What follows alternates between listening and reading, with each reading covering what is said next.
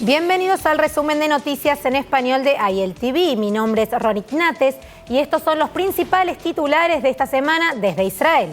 Un rabino de 39 años fue asesinado a puñaladas por un palestino en la ciudad de Petah Tikva. El secretario de Estado de Estados Unidos, Mike Pompeo, visitó Medio Oriente luego del acuerdo de normalización entre Israel y Emiratos Árabes Unidos. La temporada escolar comienza en Israel mientras que los casos de COVID-19 se mantienen altos y mucho más.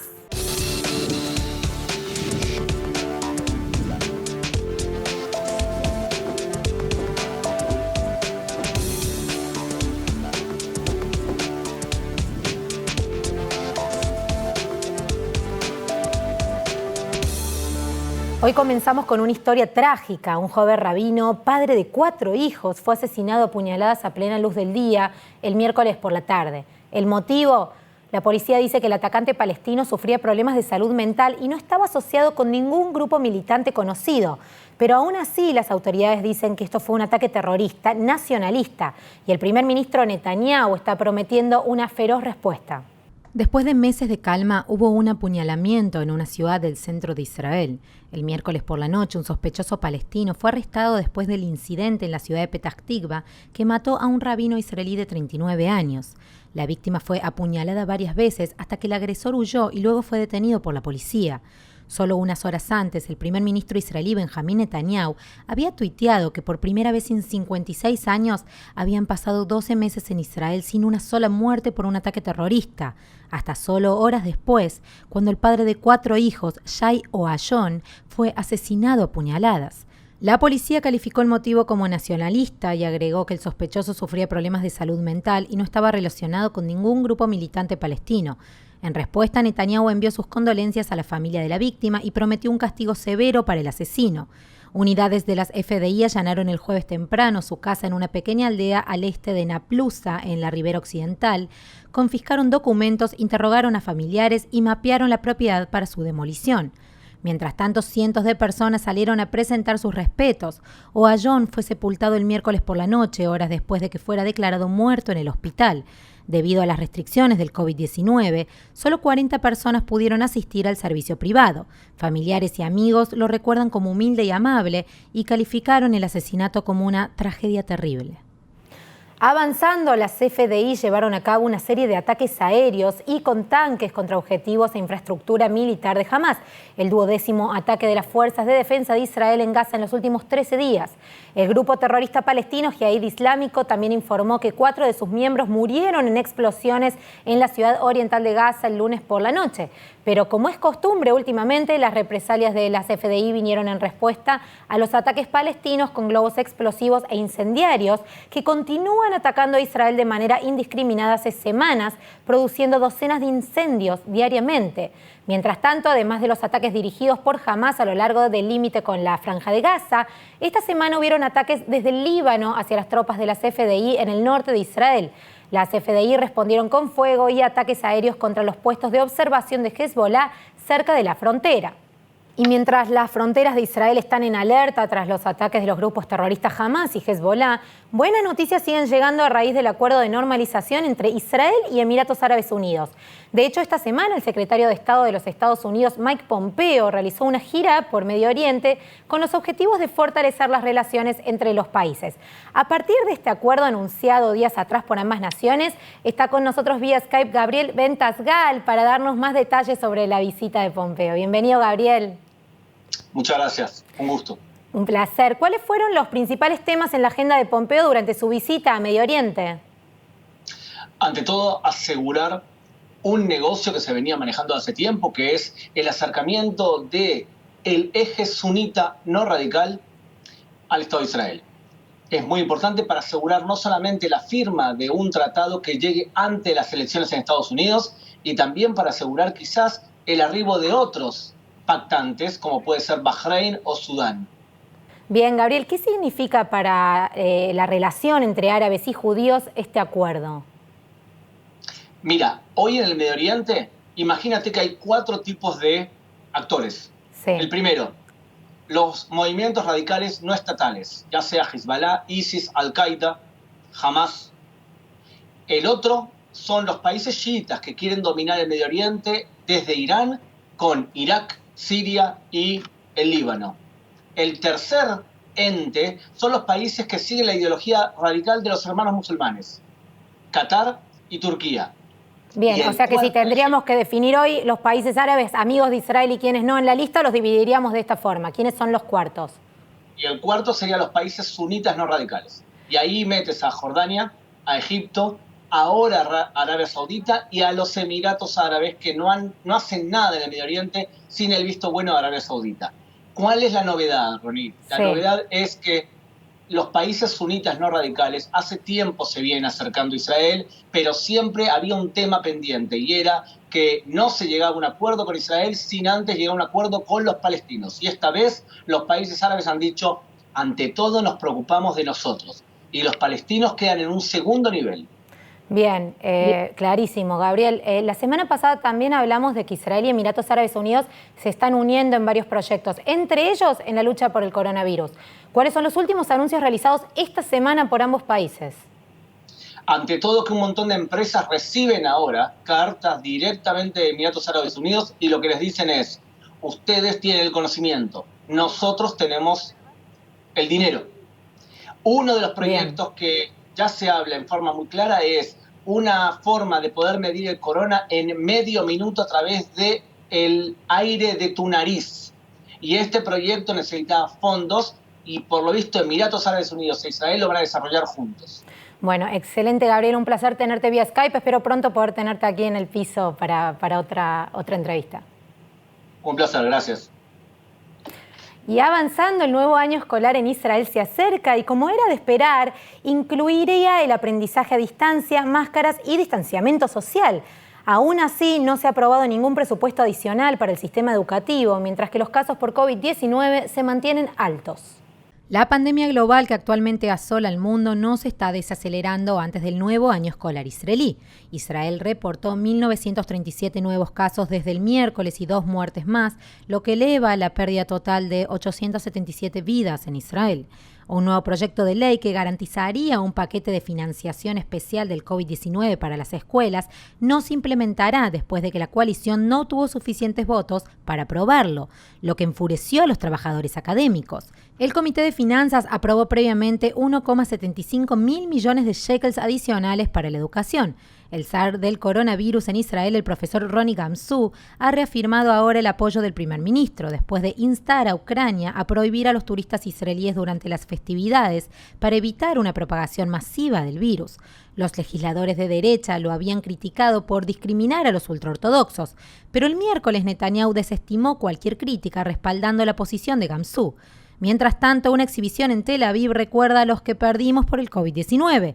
Pero estas lápidas no conmemoran a las personas, representan a los negocios. Un cartel en la entrada dice Cementerio de la Economía de Israel. La muestra, creada por una organización llamada los Centros de Justicia Social y aprobada por el municipio, es un cementerio sobre el manejo del gobierno de la crisis de salud. Y seguimos con más información, porque esta semana la Knesset votó oficialmente para retrasar la fecha límite del presupuesto, lo que nos lleva a dar buenas noticias. La amenaza de nuevas elecciones se pospone por un tiempo. Miremos el informe. Con un recuento de 66 a 36 en su tercera y última lectura, los principales legisladores de Israel votaron a favor de retrasar la disolución del gobierno durante 120 días, evitando así las elecciones que habrían sido la cuarta en menos de 2 años. El primer ministro Benjamín Netanyahu y el primer ministro suplente Benny Gantz se pusieron de acuerdo en el último segundo antes de la fecha límite del presupuesto estatal del lunes por la noche para aprobar el retraso. Ahora cualquier nueva coalición israelí tiene 100 días para aprobar un presupuesto estatal por ley. Si no se aprueba un presupuesto, la coalición se disolvería y comenzaría el proceso electoral nuevamente. Los 100 días de Israel se cumplieron a la medianoche del lunes, pero ya no. Y a la luz de la crisis económica causada por el coronavirus, la propuesta de demora aprobada también incluye un aumento del 4% en el presupuesto predeterminado para el 2020, que se basa en años anteriores más un aumento por inflación. La demora no es suficiente. Sin un acuerdo presupuestario nuevo y detallado no pueden comenzar nuevos programas y las escuelas y organizaciones administradas por el gobierno o afiliadas no saben qué financiamiento esperar si es que corresponde. Pero sobre todo, las elecciones todavía están sobre la mesa, mientras Netanyahu y Gantz no puedan ponerse de acuerdo sobre un plan fiscal. Netanyahu está presionando por un presupuesto de emergencia de 1 año, mientras que Gantz promueve un presupuesto de 2 años como se estipuló en su acuerdo de coalición de unidad. Y cambiamos de tema porque están pasando tantas cosas en el mundo que a veces las personas tenemos la necesidad de bajar un cambio, relajarnos y buscar algunas respuestas acerca de nuestras vidas personales. Y en esta búsqueda, una de las actividades más elegidas por varios israelíes es el yoga. Y por suerte en Tel Aviv puedes encontrar yoga en español. Está en nuestro estudio Marita Marinosi para contarnos más sobre esto. Bienvenida, Marita. Muchas gracias. ¿Dije bien tu apellido? Sí. Perfecto. Contame, ¿qué es el yoga exactamente y cuáles son las actividades, cuáles son los entrenamientos que más piden las personas aquí en Israel? Ok. Es una pregunta bastante grande, voy a intentar de sintetizarla. El yoga en realidad es una práctica para la vida, nos da muchas herramientas de gestión emocional, de conciencia corporal, de conciencia sobre la calidad de nuestros pensamientos.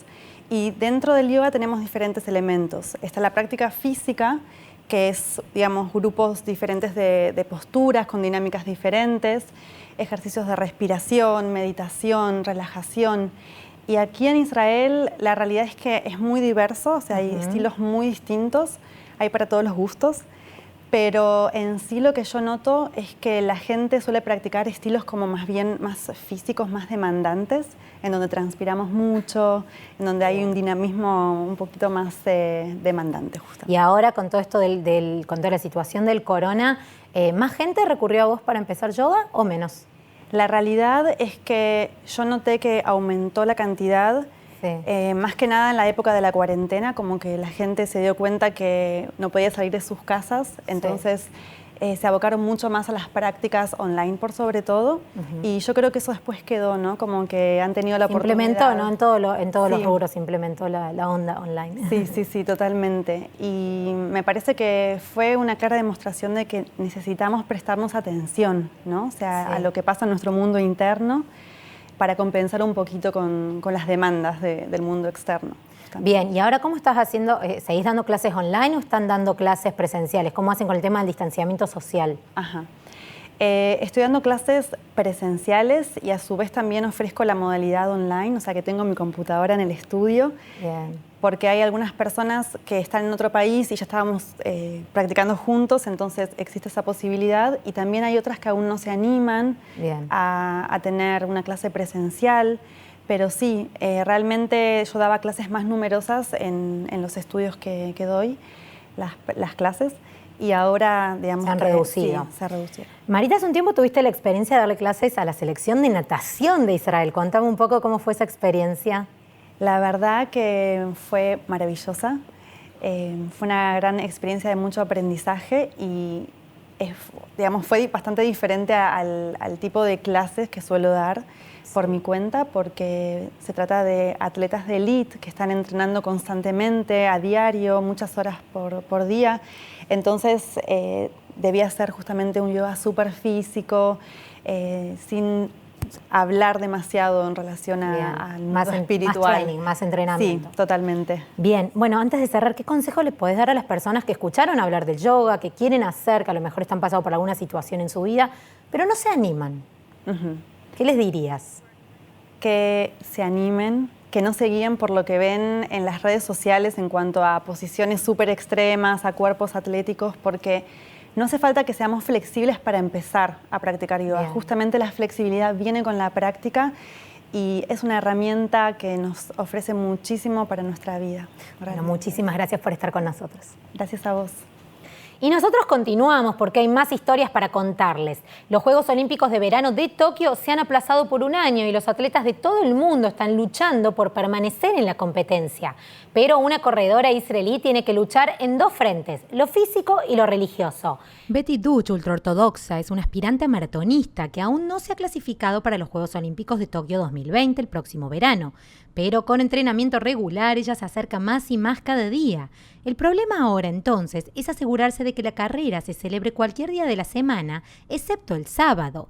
Desde la puesta del sol del viernes hasta la puesta del sol del sábado, Dutch no entrena ni compite de acuerdo con sus creencias religiosas y ya se perdió los últimos campeonatos mundiales debido a la programación del Shabbat. Así que con la ayuda de un abogado, la corredora ahora está solicitando al Comité Olímpico que reprograme las carreras olímpicas en las que espera participar. Ahora, para el último informe, sentimos que necesitábamos algunos expertos para opinar, así que consultamos con la unidad canina de ILTV para conocer su opinión sobre las últimas noticias en las que la ciudad de Tel Aviv se ubica como la tercera ciudad más amigable con los perros del planeta. El nuevo ranking compilado en honor al Día Internacional del Perro por la compañía de seguros alemana Koya enumera las 50 ciudades más amigables con los perros del mundo. Criterios que incluyen el costo de propiedad del perro, la cantidad de tiendas de suministros para mascotas, parques para perros, restaurantes y establecimientos que admiten perros, tasas de abandono e incluso recolección de desechos de mascotas. Tel Aviv, entonces, con un perro por cada 5 residentes humanos, ocupa el tercer lugar en general, detrás de San Francisco y Seattle, en primer y segundo lugar respectivamente. Pero Tel Aviv todavía ocupa un lugar destacado, incluso el primero en cuanto a número de tiendas de mascotas y número de parques para perros y veterinarios por perro, mientras que obtiene una puntuación más baja en los costos de propiedad de por vida y algunos otros factores. Hemos llegado al final del programa de hoy. Muchas gracias por acompañarnos. Ya saben que si quieren recibir más noticias en español y en inglés, no olviden suscribirse a nuestra página de YouTube y seguirnos en nuestras redes sociales, Facebook, Twitter e Instagram como ILTV. Mi nombre es Ronit Nates y nos vemos la semana que viene.